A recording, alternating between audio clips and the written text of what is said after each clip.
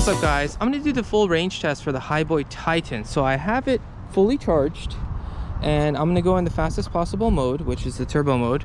So they advertise this thing to have 28 miles of range. Now that's typically done with a lighter rider on flat ground in the lowest possible speed. I'm the exact opposite, where I'm heavier, around 200 pounds. I am going the fastest possible speed and there are some hills. So I expect to get around 18 miles of range. Now, if you guys like these types of videos, hit that subscribe button and let's begin.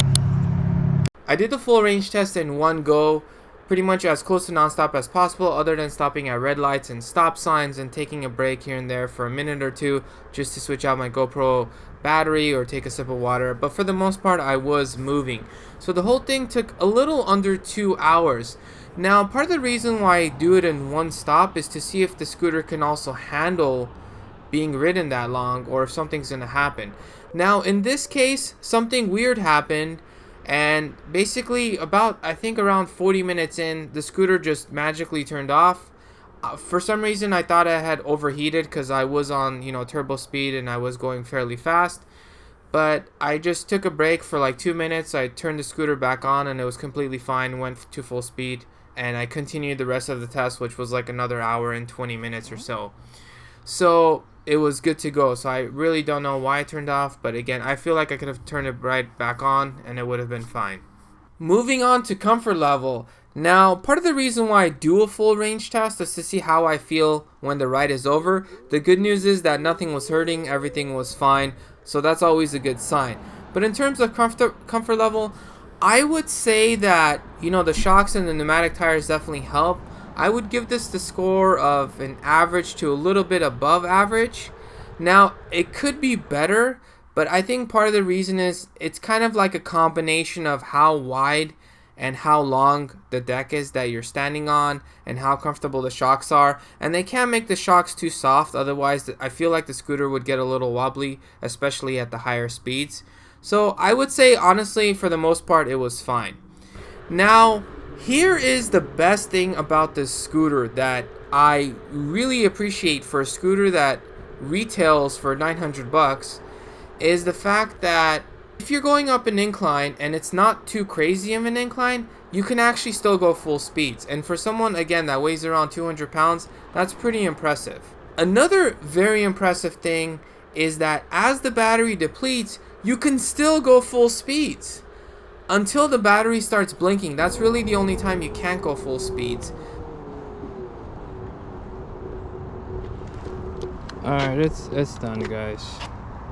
Alright guys, just finished a range test and it was actually better than what I was anticipating.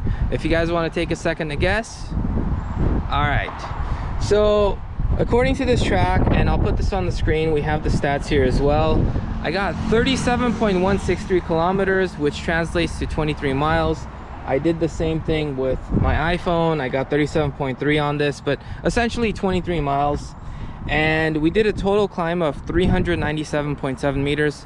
Let's just say 400 meter climb, and which translates to 1,300 feet. So very impressive that we got 23 miles of range under the fastest setting, with me being around 200 pounds, going up some hills. So yeah, very impressed. The other cool thing about the scooter is as the battery depletes until the very end where it starts blinking, that's when you can't go fast.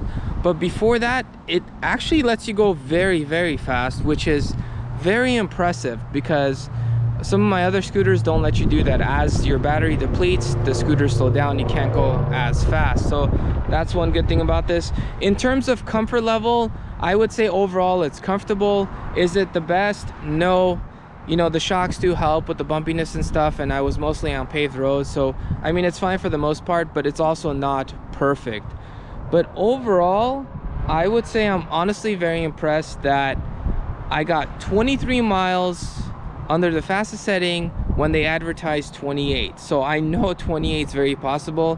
And the reason why I'm saying all this other stuff is because when I tested the Ninebot Max, which they advertised at 40.4 miles, I got around 28 miles, which I thought was still pretty good.